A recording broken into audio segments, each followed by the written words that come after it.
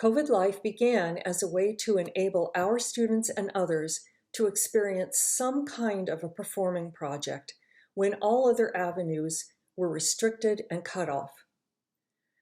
I could see how hungry the students were to act, to sing, to create, and to be with other people.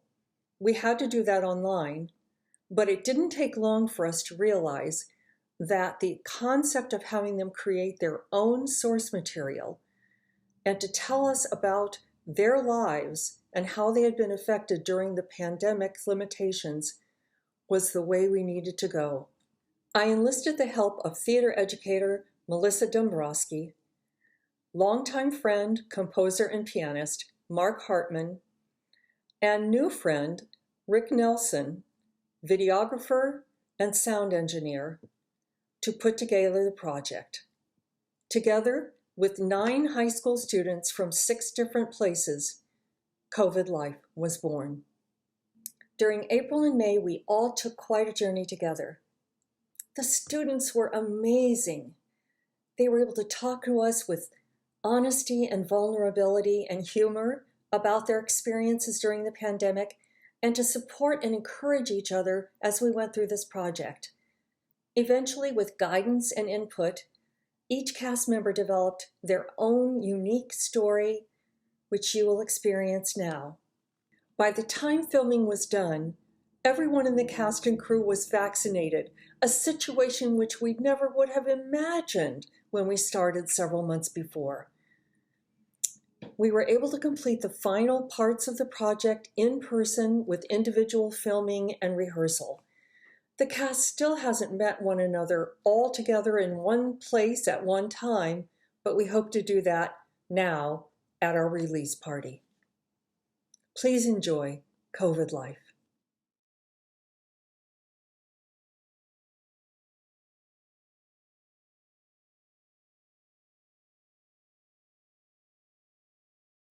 Hi, Abby.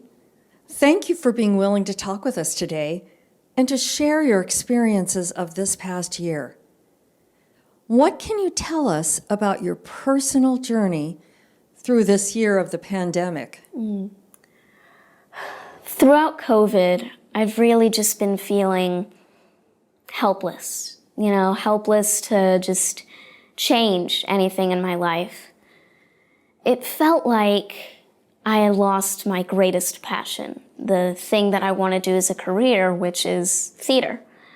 I mean, ever since 4th grade, I've done at least 2 shows every year. I mean, theater consumed all my free time, and I loved it.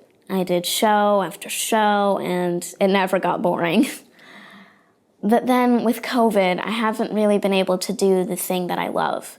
And this lack of things to do, this huge amount of free time that I never really experienced before, it caused me to fall into a wormhole of just depression and lost motivation, which turned into just loathing myself for doing nothing.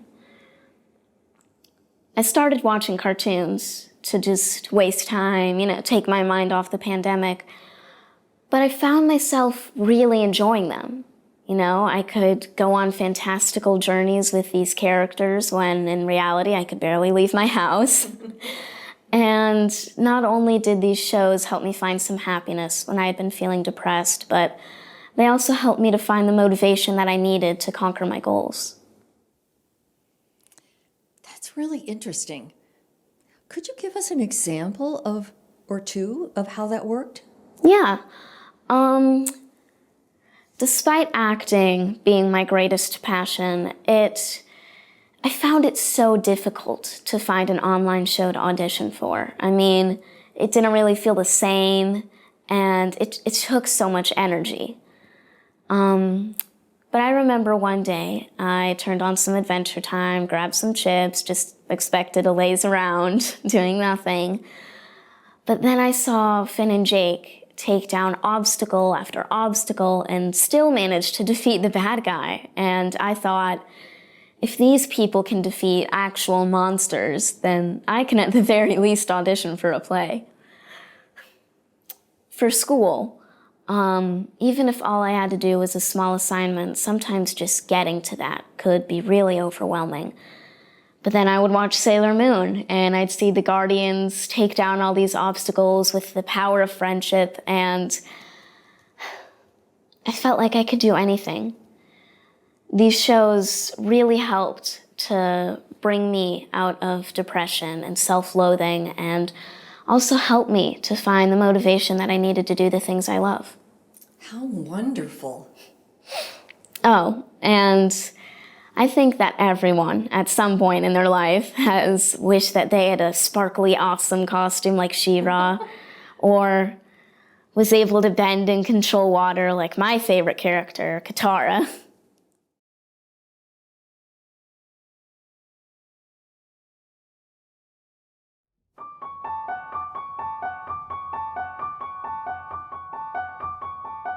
Her name's Katara. She bends water. She's a hero and a protector. And she isn't very tall. She fights the bad guys. She helps her friends. She's not a leader, well, not exactly, but she helps them when they call. She's a powerful friend and a force you can't deny. She bends water, she's a hero, for no matter the odds, she always wants to try. Often I think that I'm helpless. Too many times I'm afraid. Then I'm reminded of all the choices she has made. She wasn't afraid to duel Paku. She chained up Azula through ice. I know that's obscure, but you'll notice, I'm sure, how she always jumps in without thinking twice. She bends water. She's a hero. She's my hero, and I hope one day I can be just like her. Not bending water, just taking baby steps. Sometimes those little steps feel like the biggest fights there ever were. Not just a hero on TV, I'll be a hero for me.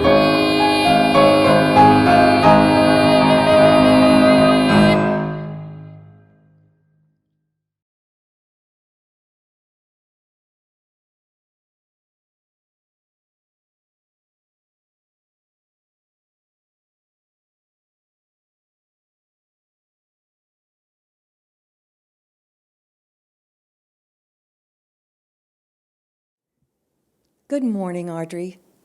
We really appreciate you taking the time to talk with us today and to tell us about your experiences of the past year. What was that like for you? This year has sucked. Loneliness has been my biggest struggle. Almost all of the things that kept me connected to others, school, a cappella, theater, were unavailable. I struggle with feeling alone in normal life, but now I was cut off from everything and everyone, and I began to feel trapped. I felt so isolated, like I had no control over my environment. It got so bad that I even began to pull away from contacting my friends and isolate myself even further, which obviously just made things worse. That must have been so difficult for you.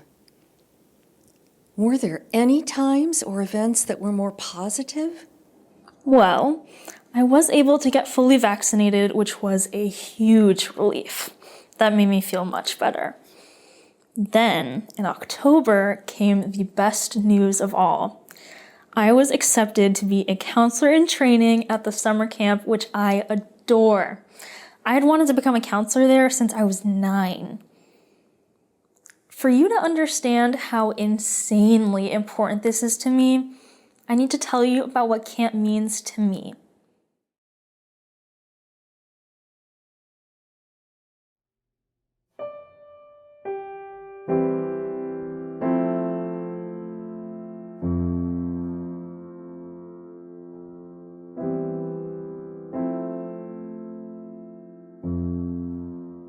Set me free, leave me be. I can't seem to function with this social distanced anxiety. I need to breathe fresh air.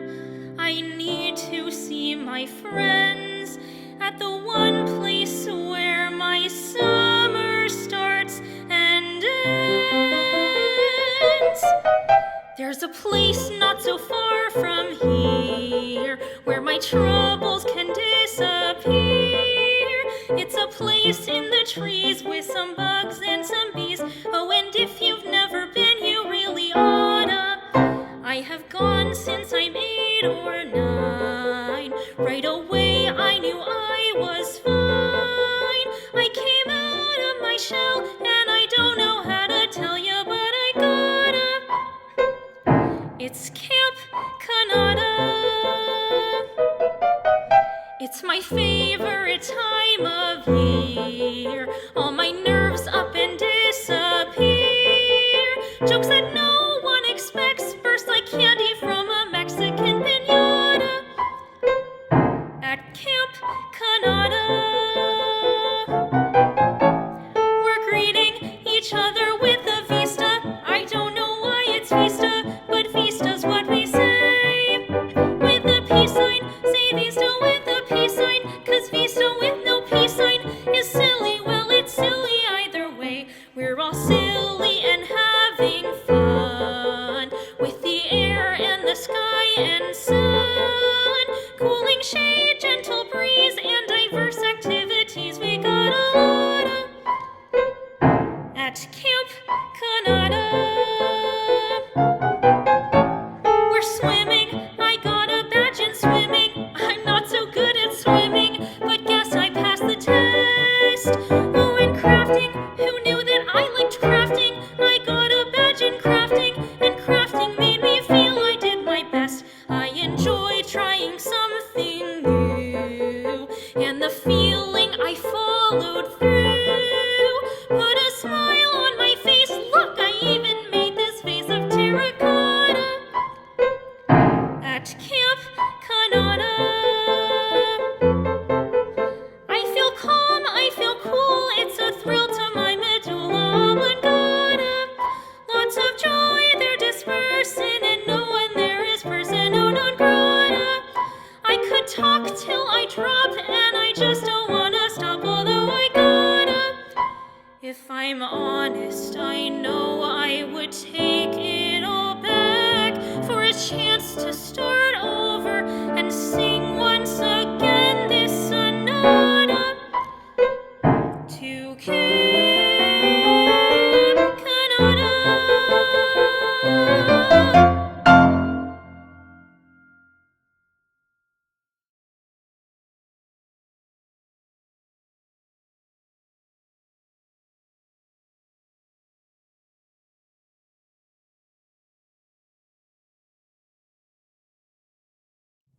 Hi, Griffin.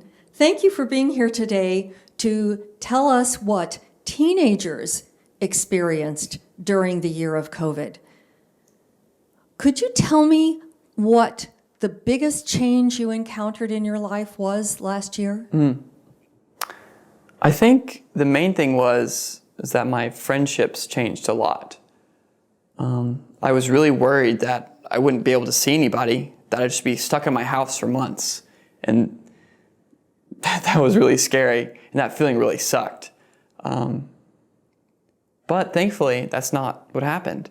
I mean, with school, yeah, that's sort of what happened because I didn't see any of my acquaintances and I didn't go out of my way to talk to them.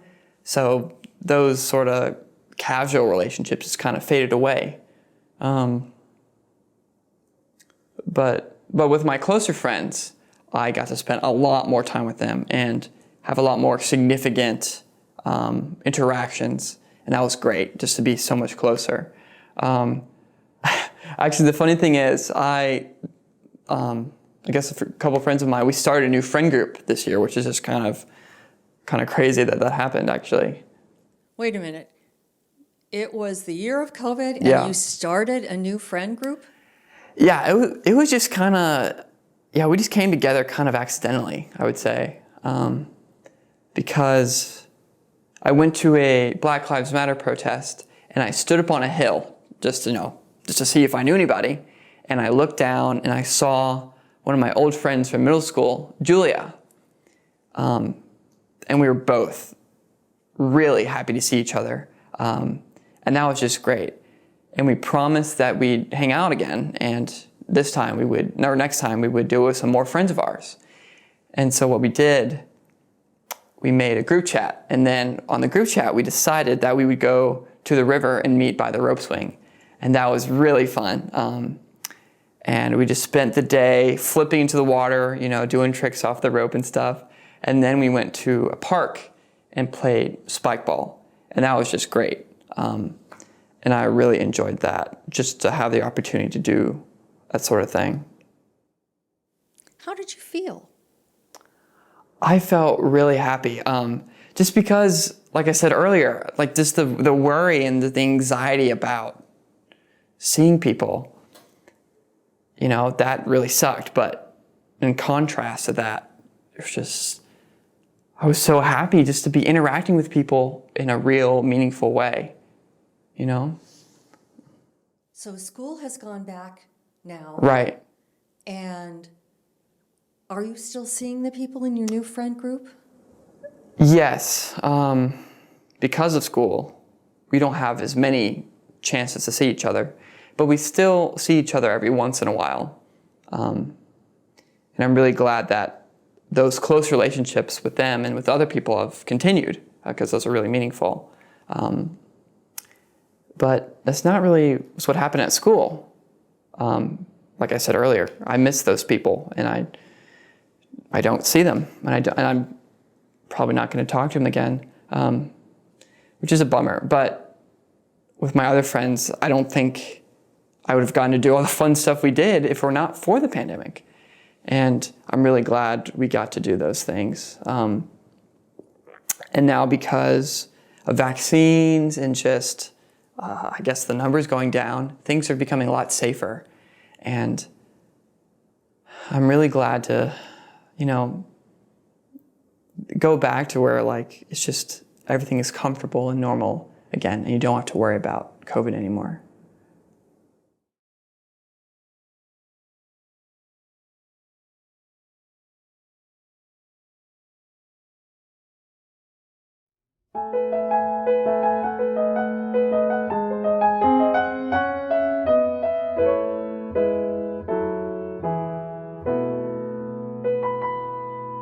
Sometimes it seems that everything's the same.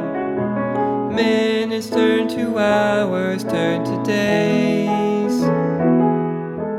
Slouching at our desks and staring at our screens, the whole world drifts into a haze. But then I sit up straight, then I stand up tall. I've got somewhere to go. I jump into my car and drive to meet some friends. Suddenly I don't feel so low, 'cause at the river I can get back to myself. And at the river we remember what life life is at the river. We don't have to text or cam. The world seems back to normal. The skies are brilliant blue. At the river I remember who I am. Friendships growing strong, laughing, having fun. No illusions or lies. We all can get along, just hanging in the sun, finding life in each other's eyes. Yes, at the river I can get back to myself, and at the river we remember what life is at the river. No virtual AP exam. The world seems back to normal. The skies are brilliant blue. At the river I remember who I am. At the river I remember who I am.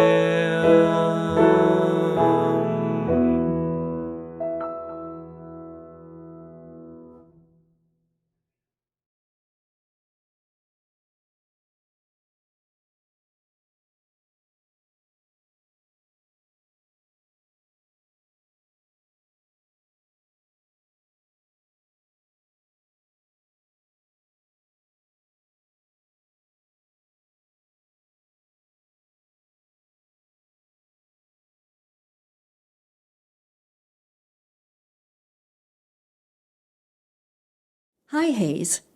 Thank you for joining us as we explore what teenagers have been going through during the past year.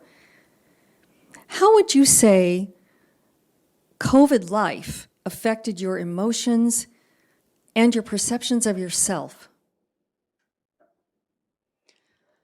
I would say that emotionally, I felt very alone this year. I'm normally a really social person, so when COVID hit, I felt completely alone. And one of the biggest things is my perception of self-worth that was affected because I had always based it off of other people and comparing myself to others and what they were doing. And I think that the pandemic really took that comfort blanket away from me. I found myself completely alone doing everything that I normally would be doing, like voice lessons, practicing my instruments, taking tests, and I had no idea how anybody else was succeeding around me, and that caused a lot of stress. And normally I would say things in my head kind of like, oh, you're doing better than them, so you're on the right track, or oh, they're way better than you, so you need to work harder, but never focusing on myself.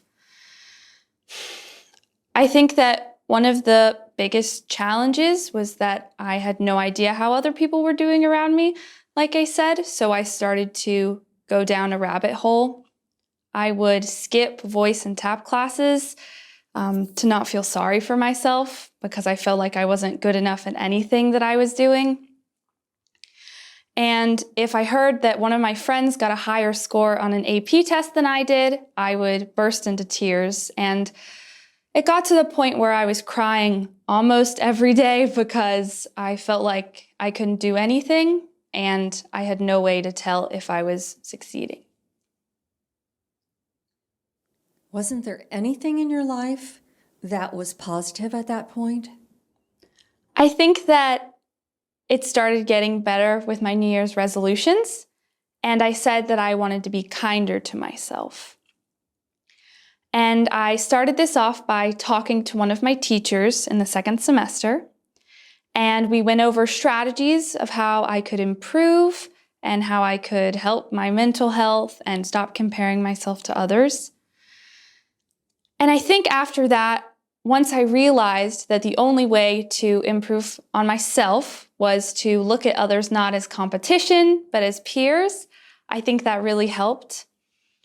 And I started to watch other people's performances or hear about their grades in a supportive way instead of tearing myself down. And I think the biggest thing that helped me through the year was in November, I started an internship at a bridal shop in downtown Durham. And in February, I became an employee. Wow, tell us about that.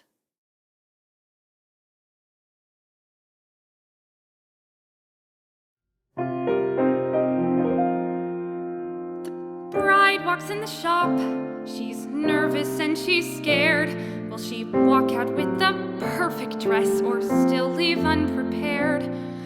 As I show her each collection of lace and tulle and bows, her spirits start to fall.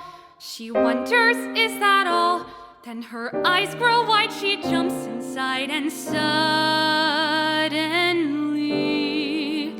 she knows.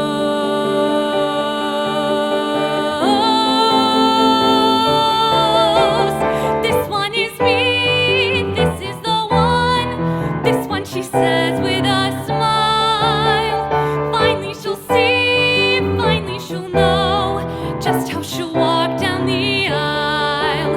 Yes, down to the very last detail. It's all that she wanted and more.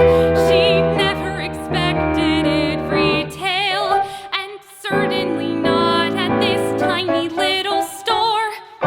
Slender and chic, or ruffles and frills, modern or vintage design. She says yes, yes, this one is mine.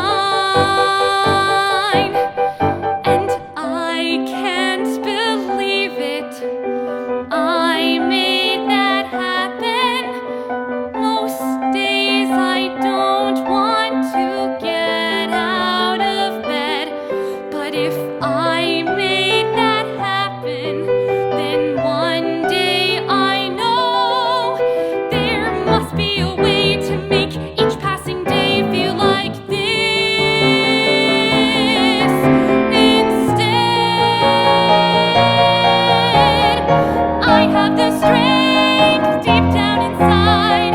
I have the power within.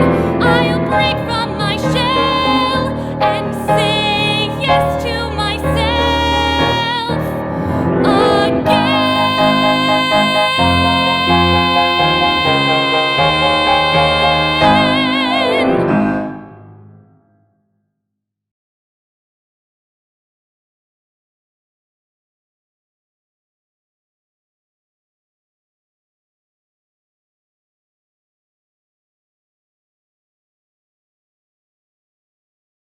Hi, Quinn. Hi.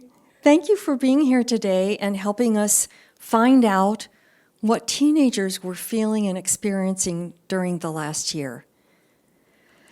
Could you share with us what you feel your biggest challenge was? I'm an incredibly social person. Even though in general I really didn't leave the house much prior to COVID, friends and I would still spend hours upon hours just talking to one another, whether it be on the bus, during lunch, or during a math test. We'd always be connected. So I think that's why the first few months really hit me hard. I didn't have that pure motivation to help me get work done or have interesting conversations. Life in general felt stagnant. My grades weren't great, neither was my school life, and my parents and family were constantly under the threat of death because of the virus. And having to battle my own failing mental health alone was pretty awful as well. As a coping mechanism, I tried to turn online. There, I would spend hours and hours upon end just scrolling in my darkened room, mouthing along to songs, TikTok audios, and recycled movie quotes. Even though I was online for so long, I really ignored those who tried to reach out to me, those who tried to keep me afloat. I essentially held a funeral for my social life, and I didn't invite anyone. It was kind of like a fog flew in. Like I was driving down the highway at one point, but now I couldn't see 10 feet in front of me, and I wasn't even sure if I was still on the road or careening into an abyss. That sounds frightening. Did you stay in that state or did things change? When I turned online, I found people and communities who actually really helped. They were kind and funny and kept me from caving in on myself. Instead of caving in on myself or wallowing in self-pity, I would talk to them. And sure, we might have met over memes, but our relationships are very real, and I really love just talking to them. Their support and kindness and love is really what drives me to go back to them, to talk about politics or philosophy or whatever we want to send each other memes and cat videos, or just to talk. Distance doesn't matter. We're in America and Austria, Great Britain and Canada. Even though we're so far away from each other geography-wise, we're all experiencing this unique time together. These loving, kind, and funny and brilliant people have really helped to take the edge off of isolation. And I realize now that all of this love and support for me was just a step away. Friends and family who I'd been ignoring for months and months on end were still there and still available for me to talk to. And I could get to them, but all I had to do was raise my head above water and metaphorically grab their hand over Zoom.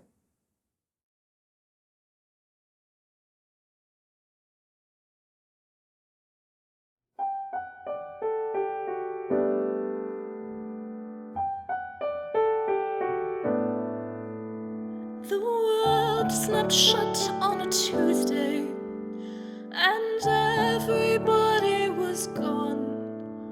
My friends became virtual strangers, and time just seemed to drag on. I'm not quite sure that I missed them. Like life, I put them aside. I found a new world of freedom by finding a new world inside. I found a world inside my smartphone, thousands of miles from my backyard. A world full of hope, a world full of sharing, a world full of letting down my guard. New people I care about, a place I don't have to hide. People who see the real me, a new world inside.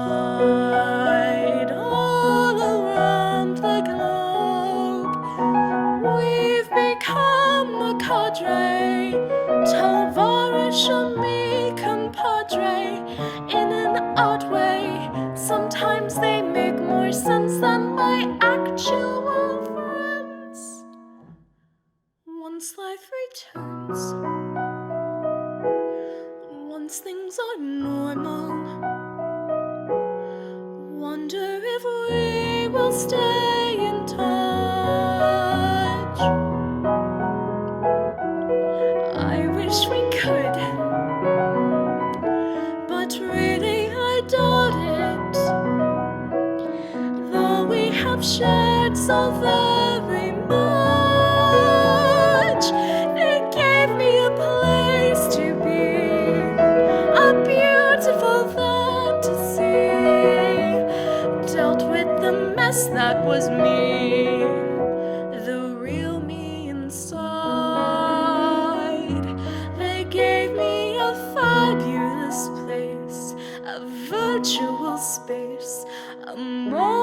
of grace, a cyber embrace, and now I can face the real world outside.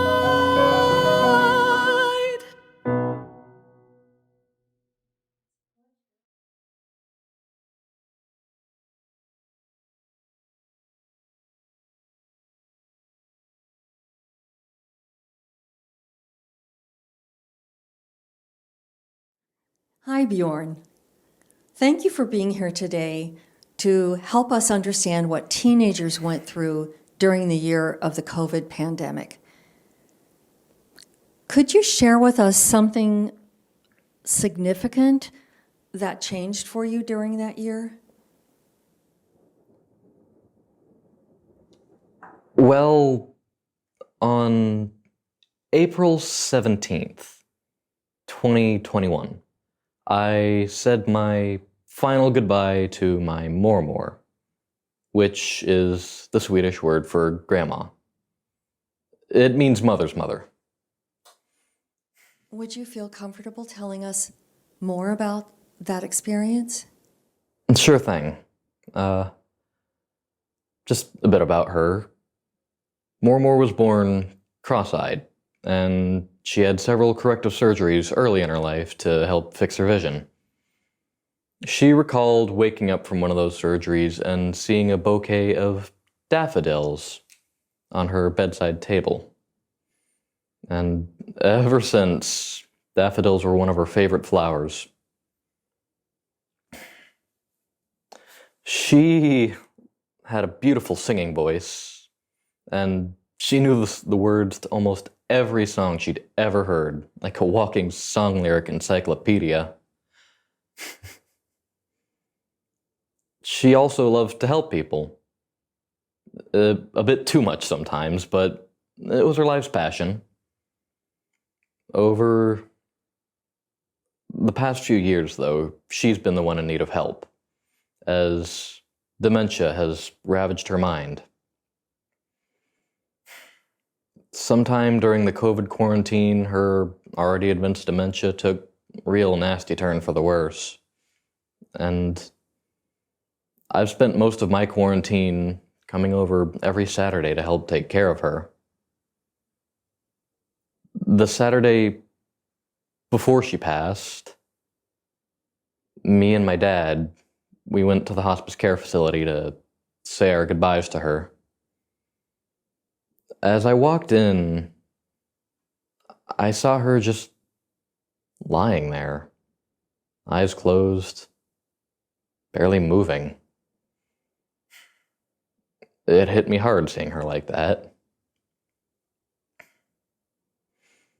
My dad said his final goodbyes to her and left the room after a few minutes, leaving me alone with my grandma, Paula, so that I could say my final goodbyes to her.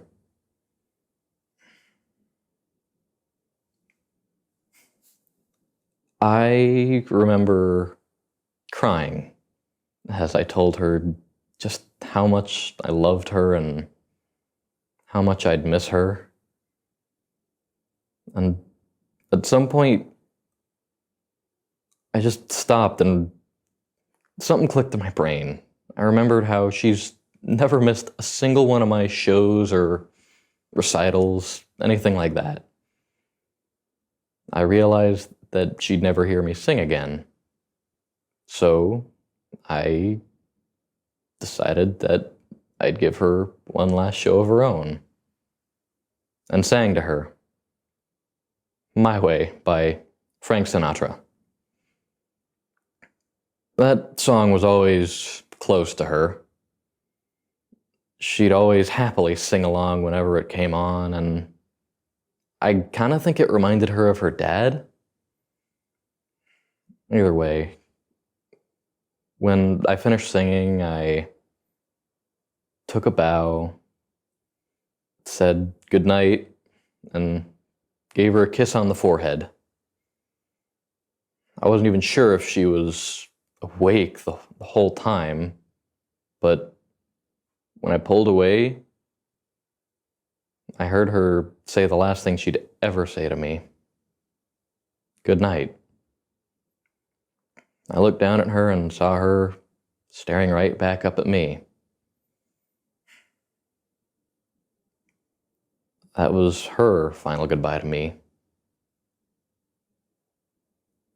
I know I cried so darn hard after that, but I felt almost relieved.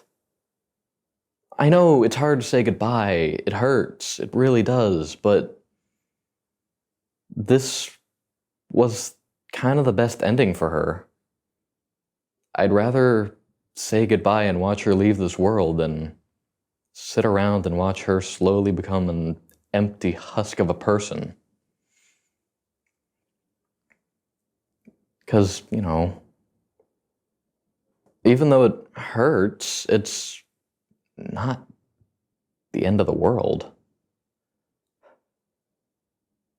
Sometimes it's better to find an ending than never see one.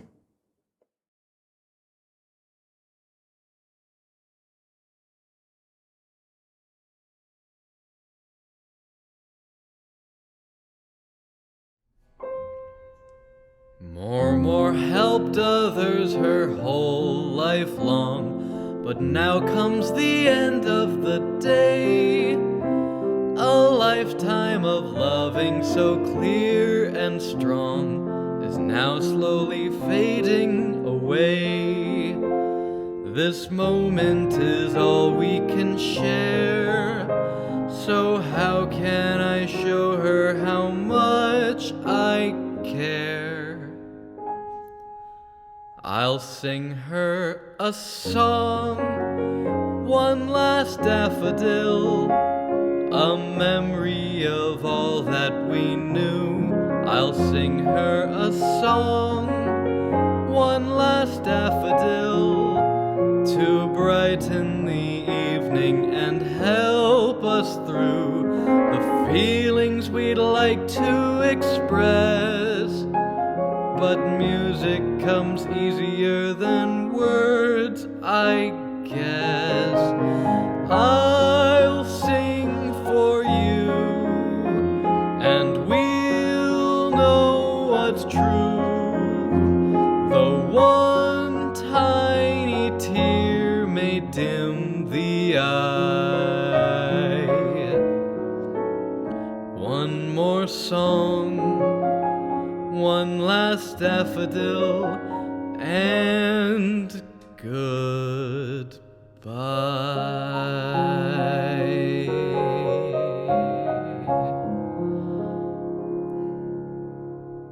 Good night.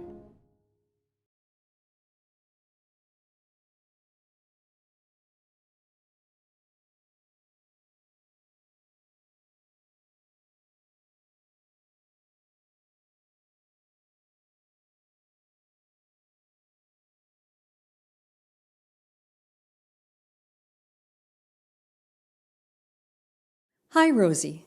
Thank you for being with us today and for being willing to share your personal feelings about what this last year was like for you.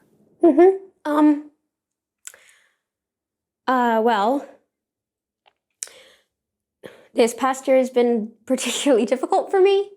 I mean, it's been hard for everyone, I assume, but I can really only speak about what I've experienced. It's been filled with a lot of things that I don't totally understand.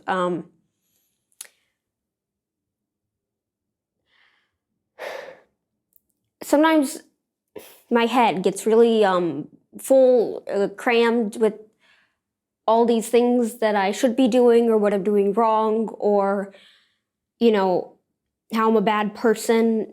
And, you know, that's not new.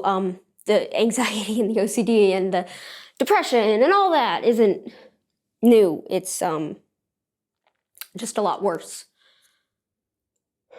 It's the fact that it's hard to get myself to get out of bed in the morning. It's hard to open up to people. It's hard to accept help. It's hard to do the simple things. It's hard to do the hard things. It's just hard to do all the things. And it's hard to know that it used to be so easy to do everything I needed to do, and that me might be gone. It's hard to know that the voice in my head, the one that knows everything wrong with me, might have been right.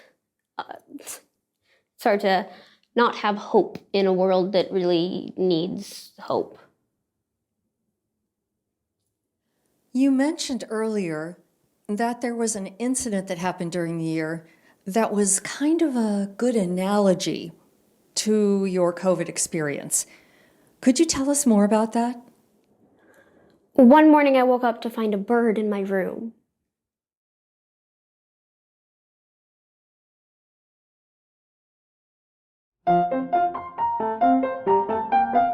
There's a bird in my room. It's not a pet. There's a bird in my room. It's flapping wildly. It's hysterical. It wants to get away. I don't know what to do. I feel like I should help it. I don't know what to do. She clearly doesn't want to sit or stay. And a birdie in a bedroom doesn't happen every day. But if I can open a window, maybe she will know where to go.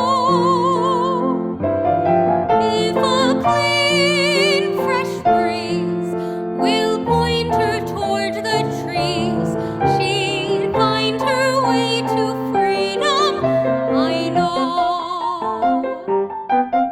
Oh no, that didn't work. She isn't leaving, no, that didn't work. It's like she doesn't see me waving, shouting, pointing her the way. Sometimes I'm like that bird. I feel like I'm just spinning. Sometimes I'm like that bird. It's terrible to feel so all alone. And I don't know how to find my way back from the great unknown. Oh, if I could open a window, I could find my way back to me. I could see my way to fight the angry gray and fly so footloose, fancy and free. Oh, if we could open the window, maybe help each other to fly. In the worst despair, if someone else will care, soon we could both be soaring. No ceiling, walls, or flooring. The bird would leave my room. And so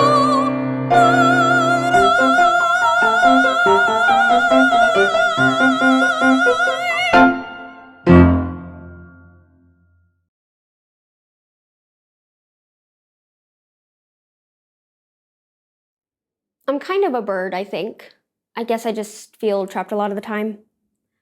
I'm looking for some kind of escape, but it can't really come from someone else. It has to come from me. And I don't think that currently I'm ready to take the steps to be better.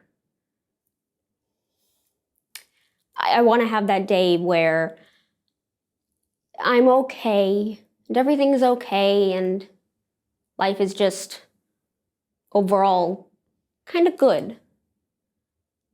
I liked waking up to a bird in my room. I liked helping it. I felt like a princess.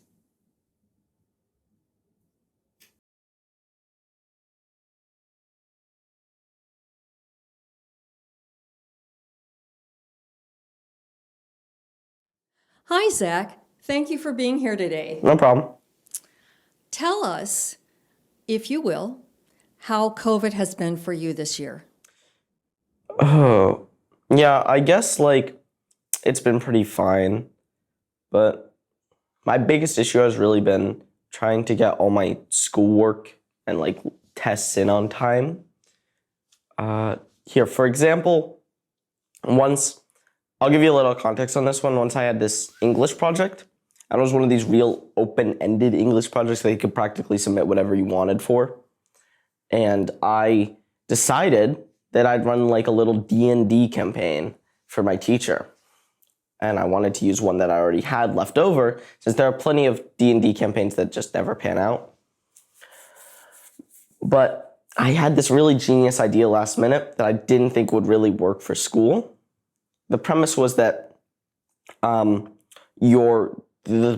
players, are chasing a demon. They're trying to get this evil demon, but they're cursed so that every 5 minutes they have to do a backflip. And I thought this was really clever because then you can make all sorts of traps and such where there's like a cave and it's full of bats and you don't want to make a lot of noise, but then you have to do a backflip. So it's really interesting. And I got some players together to maybe run a few sessions at some point, but I really wanted to like hammer it home, like get some really good traps in. And I'm gonna come clean with you, I didn't even come up with the bat trap. That's actually from another video game that we played. It's this old online game called Ultimate Adventure Killers of Death. And we used to play that like all the time online. But I wanted to take more traps from that because I thought it was a really clever game. So I got some other friends together to play some Ultimate Adventure Killers of Death, or UAKOD, as we like to call it. And it was, like, we played that for a while. We had a bit of fun doing that, you know. But there were, like, always some issues with it. You know, we ran into some trouble where, like, lag and such online. So me and my friend Arnold decided to make our own version of the game, which we thought would just be, like, purely better. So we were working on that for a while, and we had got done like most of it, but then we kept running into this one issue where every time we ran it, it would like crash after a little while. And we just tried to work on the problem and we tried to figure out what it was, but every time that we wanted to work on it, I'd just like procrastinate it and I'd start playing some UAKOD and running dungeons there. But eventually, after a few weeks, I had finished running a dungeon and I'd realized what the problem was. It was at the very start of the code, there was a 2 instead of a 1, which is like so trivially stupid. I can't believe I didn't come up with that at first. But we got it. I guess this isn't really the best example of my procrastination because we did eventually fix the problem and fix the game. But like, it still took us a while and I still procrastinated a lot. Oh, come to think of it, I've also got that English project that I'll finish that later.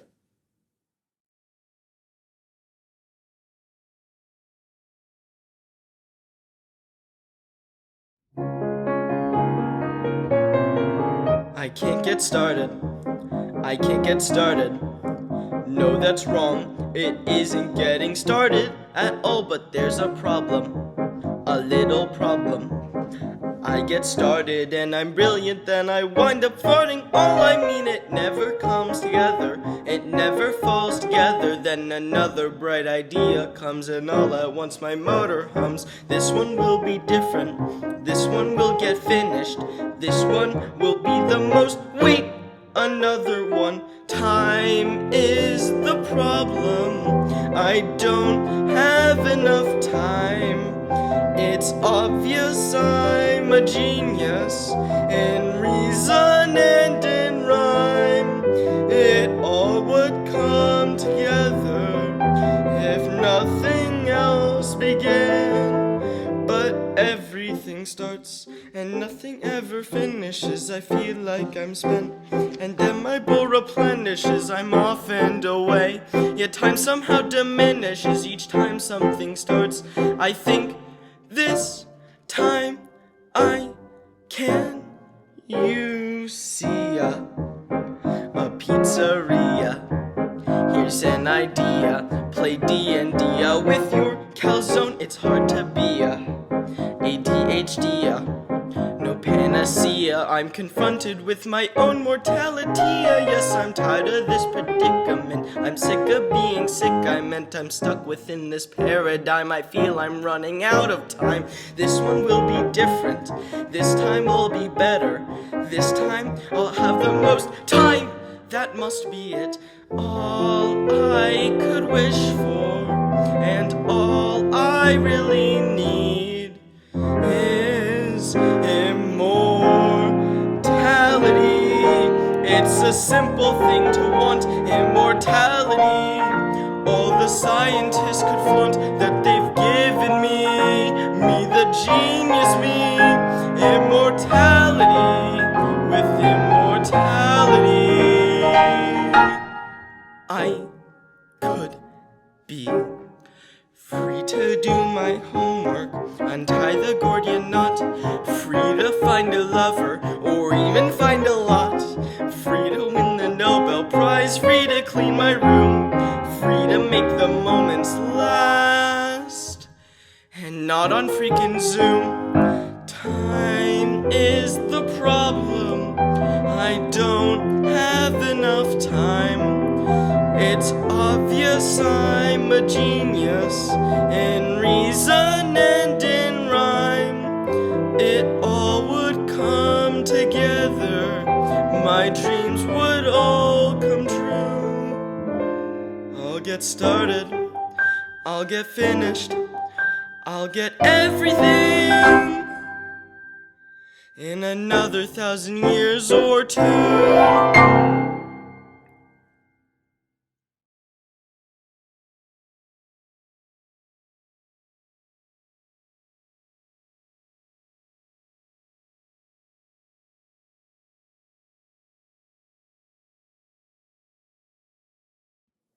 Hi, Grace. Thank you for being with us today. We've talked a lot about the challenges of doing schoolwork during COVID, but I'd like to hear what you did to entertain yourself during your free time. Well, like everyone else this past year, I spent a lot of time binge watching TV. But for me, that also meant watching a lot of live performances from iconic singers that really inspire me. I've always kept music on a constant loop, but this year I really kept myself surrounded by music videos and behind the scenes stories as well. It started with me watching Ariana Grande's Sweetener World Tour movie. And I actually went to one of the concerts on that tour, so watching the movie just brought me back to being in the audience and thinking that's gonna be me one day. I'm gonna be up on that stage performing for sold out stadiums on a world tour. And after that, I watched Lady Gaga's movie, I watched a Tina Turner documentary, I read Mariah Carey's book. Plus, like I said, I watched some of my favorite live performances ever, like Madonna at the VMAs doing Vogue in the Marie Antoinette outfit. Come on. And as fabulous as all those shows are in all their glory with the performance aspect of it, what really draws me in is the message. Don't give a shit about what other people think about you. Being who you are and being proud of who you are is essential if you're going to succeed at what you want to be. These famous women did what they want and they broke barriers. And these stars really preach that listening to negative people gives them power over you. It kind of lets them win. And you don't have to let them win. I don't have to let them win. I've always wanted to be a pop star, but before COVID, I kind of felt like it would be impossible. In high school, I really let myself be distracted by what I thought people thought about me, and that kind of made me tamp down my naturally loud and performative personality, and it made me feel really stuck. Because on the one hand, I wasn't acting like what was natural to me, and that made me feel really fake and boring. But on the other hand, I wasn't acting like what was natural to me because I was scared people would judge me. But now, I really don't care at all. What other people think about you really does not matter.